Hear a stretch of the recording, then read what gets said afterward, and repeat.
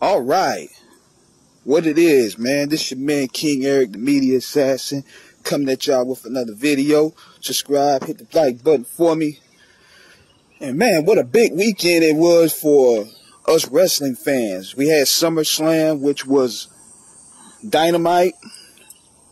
Then you had Ric Flair's last match, and you had Kurt Angle's documentary that was on A&E. Now, I did a video already about SummerSlam, so I want to talk about the Ric Flair last match. First of all, the leading up, the build up, the storytelling was brilliant. Better than what I've seen from AEW and WWE, because it told an old school story. The trailer with him, Jay Lethal, Jarrett, Karen Angle, Andrade, on point in terms of build-up. Even the undercard of last night's event was good. It was dope to see. I like seeing the old school feel back, where they focus more on wrestling and not just sports entertainment. But we get to the main event. First of all, man, personality-wise, charisma, character-wise, the crowd was hyped for the main event. But if you looked at this shit from a critical analyst standpoint, this match was awful. Flair could barely move. I mean, it was just sad to see.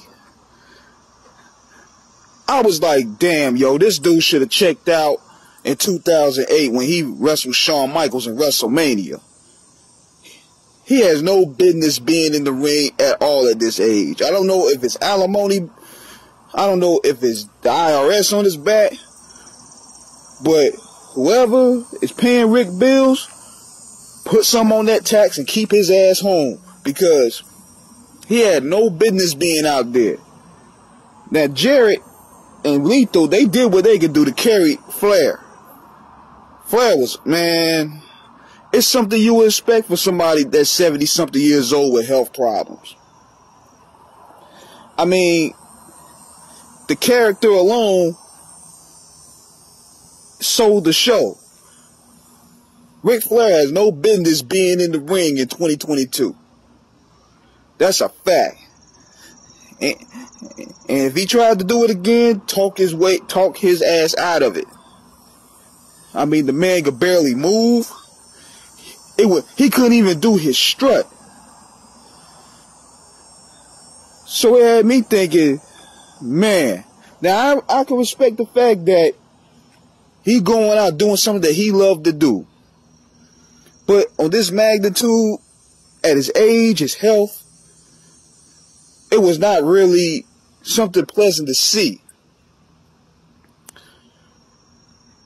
And Jarrett and Jay Lethal, they did what they could do to carry Flair on to the match.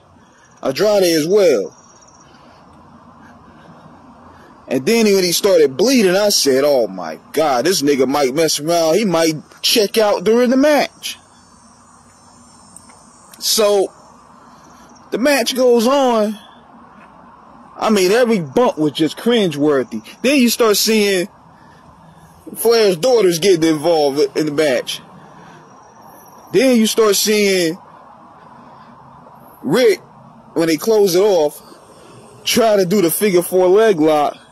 He couldn't even snap that bitch on. He went ahead, he barely even wrapped Jarrett's legs around. So he wraps it around and just passes out. Just said, fuck it. And the ref count 1, 2, 3.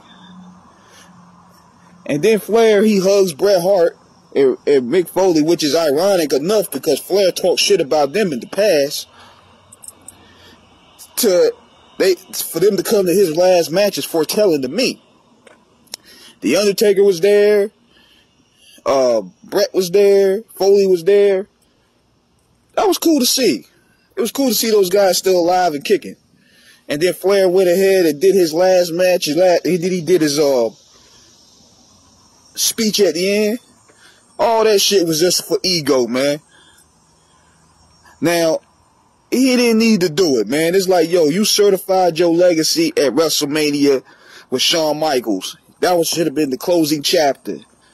You kind of hurt yourself on that end, man. You really did. You tarnished your rep with that, man.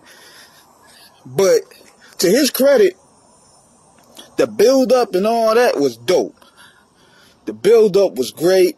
Jay Lethal, Jarrett doing his part, man. I mean, I had never been a big Jeff Jarrett fan, but he really showed off on this one here, man.